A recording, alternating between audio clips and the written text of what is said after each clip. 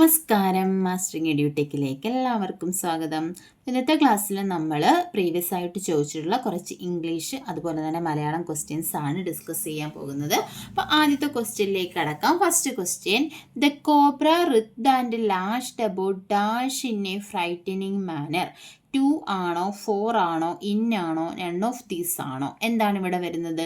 The cobra writhed and lashed about in a frightening manner എന്നതാണ്.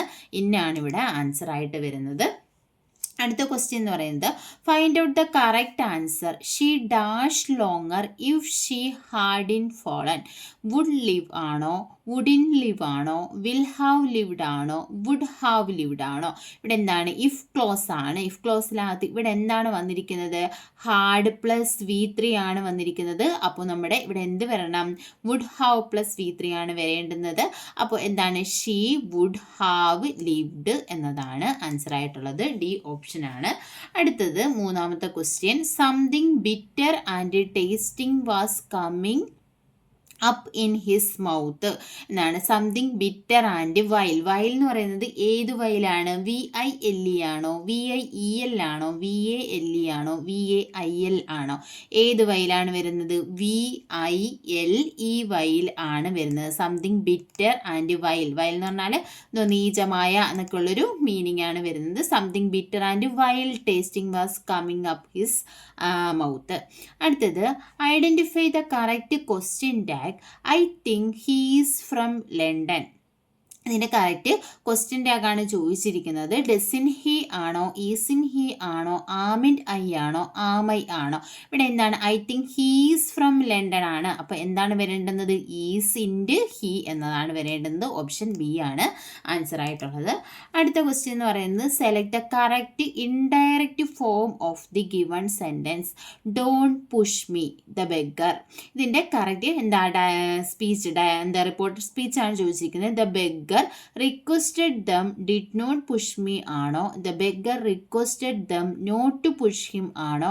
the beggar told them whether to push him ആണോ? the beggar told them don't push him ആണോ? അപ്പോൾ ഇത് നമുക്കറിയാം don't push me എന്നാണ് വന്നിരിക്കുന്നത്. അപ്പോൾ beggar എന്താണ് ചെയ്തിരിക്കുന്നത്? റിക്വസ്റ്റ് ചെയ്യല്ലേ അയാളെ പുഷ് ചെയ്യാതിരിക്കുകയെന്ന്. അപ്പോൾ ഈ രണ്ട് ഓപ്ഷൻസ് നമുക്ക് അവോയ്ഡ് ചെയ്യാം. അപ്പോൾ ഇവിടെ ഏതാണ് വരുന്നത്? The beggar requested them did not push me എന്നതാണോ? The beggar requested them not to push him എന്നാണോ? ഏതാണ് വരുന്നത്? ബി ഓപ്ഷനാണ്. The beggar requested them not to push him എന്നതാണ് ആൻസർ ആയിട്ടുള്ളത്. അടുത്ത് നോക്കിയേ, Anatolian means the people of. Anatolian എന്ന് പറഞ്ഞാൽ എന്താണ്? The people of East Asia ആണോ, ഏഷ്യ മൈനർ ആണോ, യൂറോപ്പ് ആണോ, അറേബ്യ ആണോ? ഏതാണ്? അനാട്ടോളിയൻ എന്ന് പറഞ്ഞാൽ the people of Asia minor ആണ്.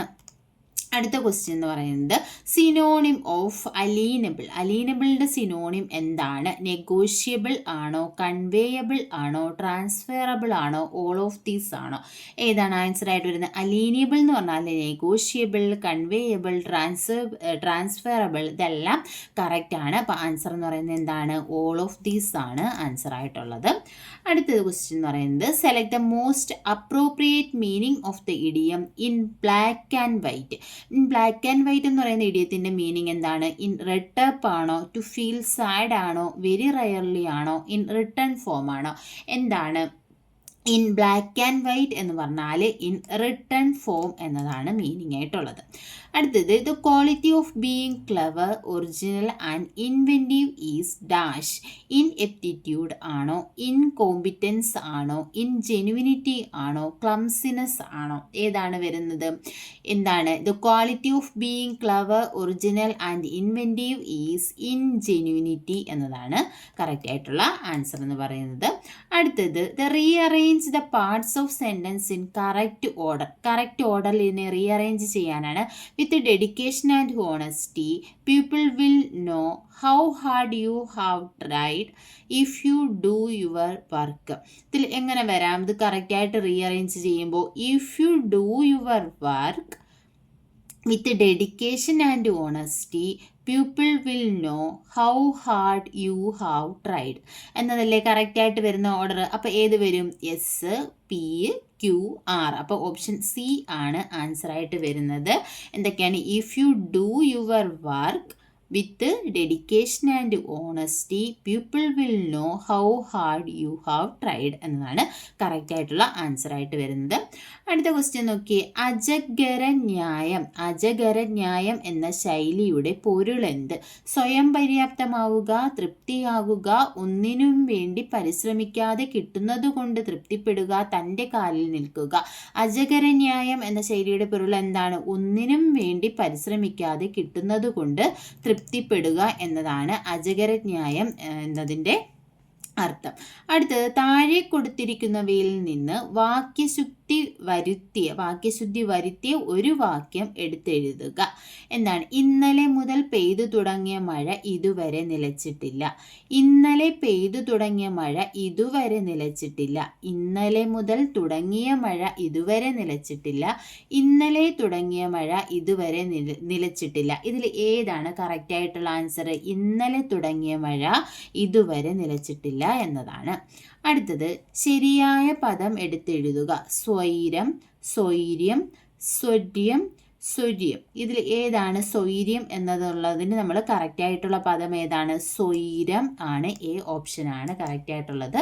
അടുത്ത ക്വസ്റ്റ്യൻ. താഴെ കൊടുത്തിരിക്കുന്ന പദങ്ങൾ ചേർത്തെഴുതി ശരിയായ പദം എടുത്തെഴുതുക. ആ അധികം ഇടം എന്താണ്? ആവിടം ആണോ, അവിടം ആണോ, ആയിടം ആണോ, അയിടമാണോ? ആ അധികം ഇടം എന്ന് പറഞ്ഞാൽ അവിടം എന്നാണ്. അവിടം എന്നതിനെ പിരിച്ചെഴുതുന്നതാണ് ആ അധികം ഇടം എന്നത്. അടുത്തത് കം ഇൻ ഹാൻഡി എന്ന ഇംഗ്ലീഷ് ശൈലിയുടെ മലയാള അർത്ഥം എന്താണ്? നടപ്പിൽ വരുക, വെളിച്ചത്തു വരുക, തക്ക സമയത്ത് പ്രയോജനപ്പെടുത്തുക, പൊരുത്തപ്പെടുക. ഇതിലേതാണ്? കം ഇൻ ഹാൻഡി എന്ന ഇംഗ്ലീഷ് ശൈലിയുടെ അർത്ഥം തക്ക സമയത്ത് പ്രയോജനപ്പെടുത്തുക എന്നതാണ്.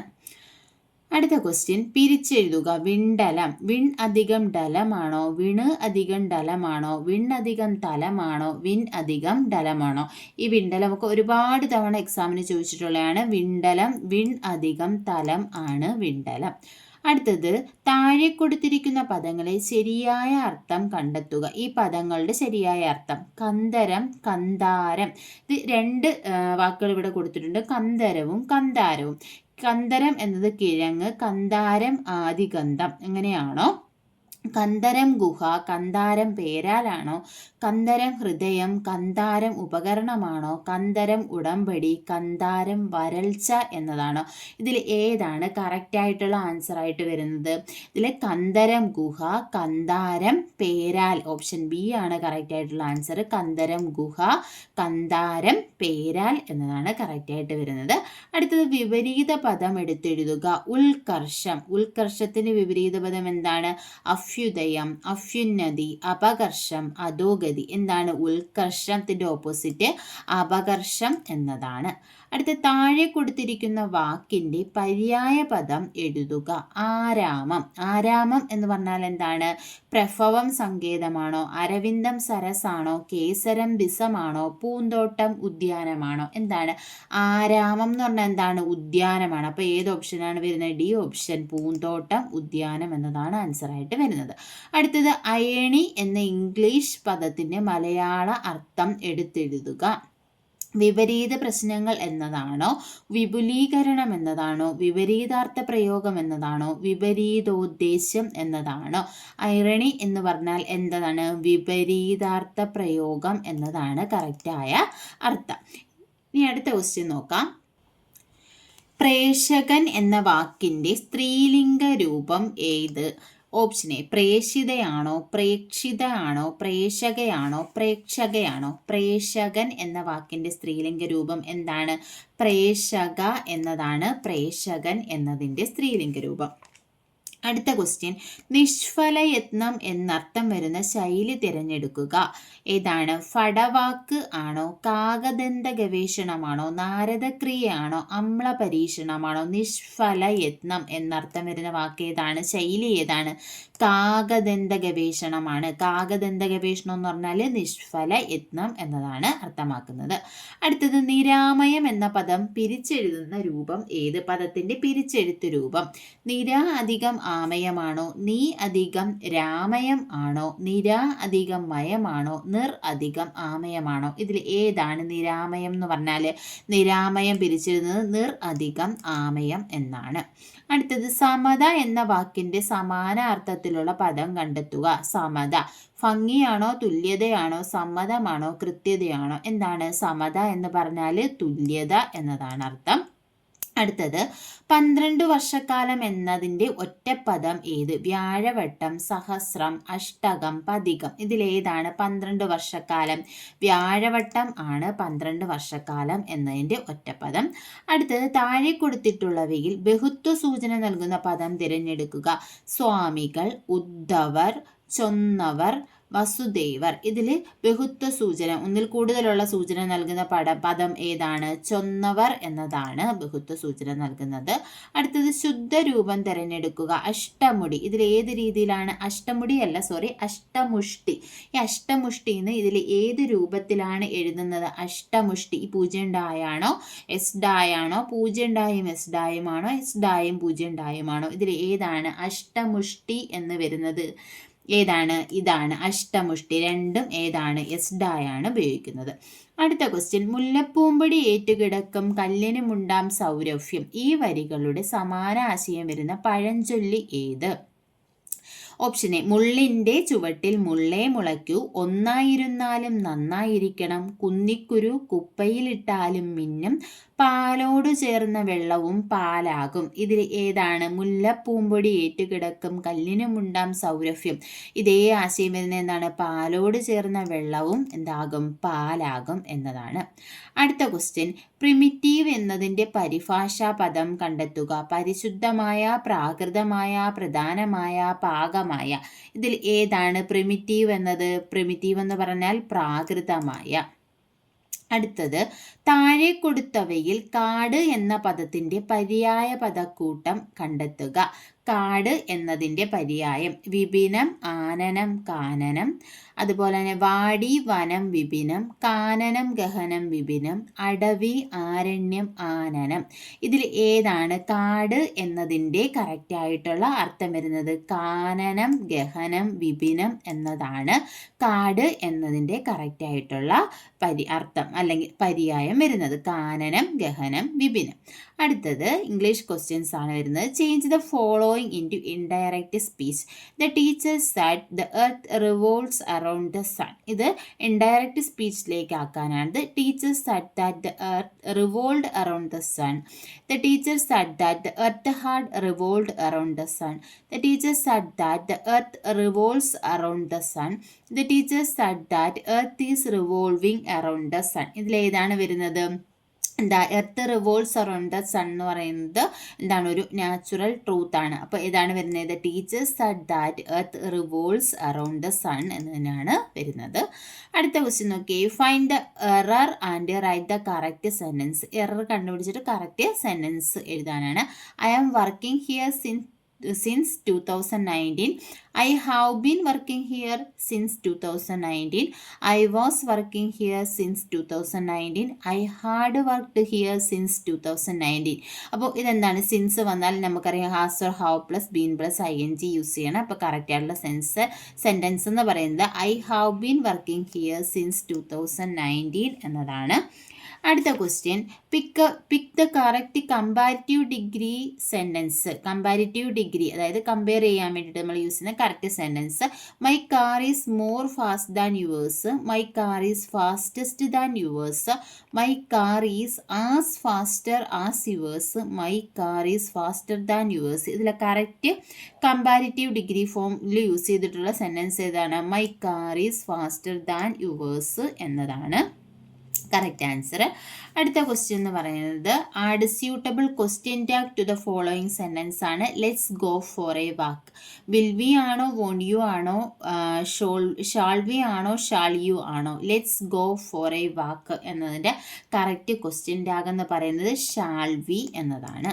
അടുത്തത് complete the sentence by adding a suitable word given below. If she had studied harder she dash pass the exam. അപ്പോൾ ഇവിടെ എന്താണ് എന്താണ് വന്നിരിക്കുന്നത്? ഹാർഡ് പ്ലസ് V3 ആണ്. അപ്പോൾ നമ്മൾ കഴിഞ്ഞ ക്വസ്റ്റ്യനിലും പറഞ്ഞു ഹാർഡ് പ്ലസ് V3 ആണെന്നുണ്ടെങ്കിൽ എന്ത് വരണം? വുഡ് ഹാവ് പ്ലസ് V3 വരണം. അപ്പോൾ ഇവിടെ എന്താണ്? വുഡ് ആണോ, വില്ലാണോ, വുഡ് ഹാവ് ആണോ, ഹാഡ് ആണോ? ഏതാണ് വരേണ്ടുന്നത്? വുഡ് ഹാവ് ആണ്. വുഡ് ഹാവ് പാസ്ഡ് എന്നതാണ്. അടുത്തത് select the sentence with correct collective noun. A pride of lion roamed the forest. A fleet of cows grazed in the field. A bundle of birds flew in the sky. A troop of fish swam by. ഇതിൽ ഏതാണ് correct collective noun use ചെയ്തിരിക്കുന്നത്? ഏതാണ്? Pride of lions roamed in the forest എന്നാണ്. അപ്പോൾ ലയണിൻ്റെ ഗ്രൂപ്പിന് എന്താ പറയുന്നത്? പ്രൈഡ് എന്നാണ്. പ്രൈഡ് ഓഫ് ലയൺ, അതാണ് കറക്റ്റ് ആയിട്ടുള്ള ആൻസർ. അടുത്ത question, choose the correct one word substitute. A person who does not believe in existence of God is called. God ഇല്ല, ഗോഡിൻ്റെ എക്സിസ്റ്റൻസിനെ പറ്റി വിശ്വസിക്കാത്ത ആളെ പറയുന്ന പേരെന്താ? വൺ വേർഡ് എന്താണ്? Theist, fatalist, atheist, agnostic. ഇതിലേതാണ്? എത്തീസ്റ്റ് ആണ്. A person who does not believe God എന്ന മീനിങ് ഉള്ള വേർഡ്. അടുത്ത് choose the antonym of abundant. അബൻഡൻറ്റിൻ്റെ ഓപ്പോസിറ്റ് എന്താണ്? എക്സസ് ആണോ, ആംബ്ലി ആണോ, സ്കാൻഡി ആണോ, ഓവർഫ്ലോയിങ് ആണോ? ഇതിൽ ഏതാണ് കറക്റ്റ് ആയിട്ടുള്ളത്? സ്കാൻഡി എന്നതാണ് അബൻഡൻറ്റിൻ്റെ ഓപ്പോസിറ്റ് ആയിട്ട് വരുന്നത്. അടുത്തത് ചൂസ് ദ കറക്റ്റ് സ്പെല്ലിംഗ് മിസെല്ലേനിയസിൻ്റെ കറക്റ്റ് സ്പെല്ലിംഗ് എന്താണ്?